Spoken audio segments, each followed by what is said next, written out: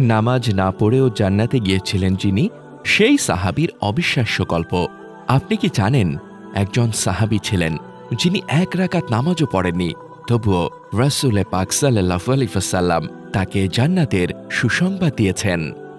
জি হ্যাঁ, এটা কোনো গল্প নয়, বরং সহিহ হাদিসে বর্ণিত একটি সত্য ঘটনা। কে ছিলেন তিনি, কিভাবে এমনটা সম্ভব হলো? চলুন জেনে নেই সেই অনন্য সাহাবীর হৃদয় ছুঁয়ে যাওয়া কাহিনী। তিনি ছিলেন উসাইরিম, মূল নাম আমর ইবনে সাবি। মদিনার বনি আব্দুল আশহাল গোত্রের মানুষ ছিলেন তিনি। গোত্রের সবাই ইসলাম কবুল করলেও তিনি দীর্ঘদিন দ্বিধায় ছিলেন, ইসলাম সত্য কিনা তা নিয়ে চিন্তায় ছিলেন। তবে উহুদের যুদ্ধের দিন যখন শুনলেন মুসলিমরা যুদ্ধের প্রস্তুতি নিচ্ছে, তখন তার হৃদয় কেঁপে ওঠে। তিনি আর দেরি করেননি, বললেন, আজ আমি মুসলমান হব এবং আল্লাহর পথে জীবন বিলিয়ে দেব।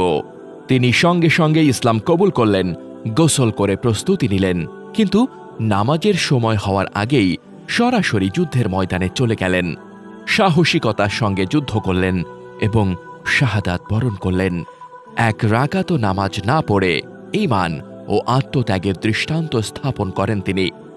যুদ্ধ শেষে সাহাবীরা একজন শহীদের মৃতদেহ দেখতে পান। তাকে প্রথমে চিনতে পারেননি। রাসূলুল্লাহ সাল্লাল্লাহু আলাইহি ওয়াসাল্লামের কাছে নিয়ে যান। জিজ্ঞেস করা হয়, ইনি কে?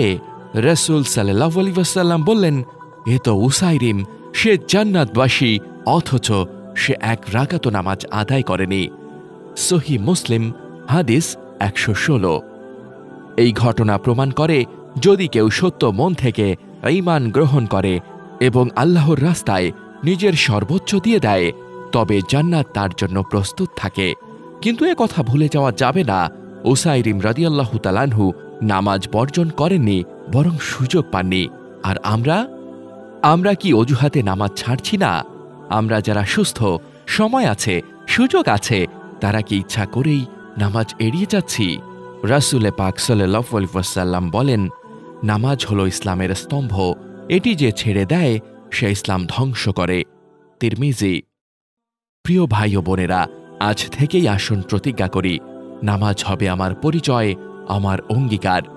কমেন্টে লিখুন, নামাজ আমার অঙ্গীকার, যদি আপনি আজ থেকেই ৫ ওয়াক্ত নামাজ শুরু করতে চান। ভিডিওটি ভালো লাগলে লাইক দিন, বন্ধুদের সাথে শেয়ার করুন, আর এমন আরও ঈমান জাগানিয়া গল্প পেতে সাবস্ক্রাইব করে পাশেই থাকুন। আসসালামু আলাইকুম ওয়া রাহমাতুল্লাহ।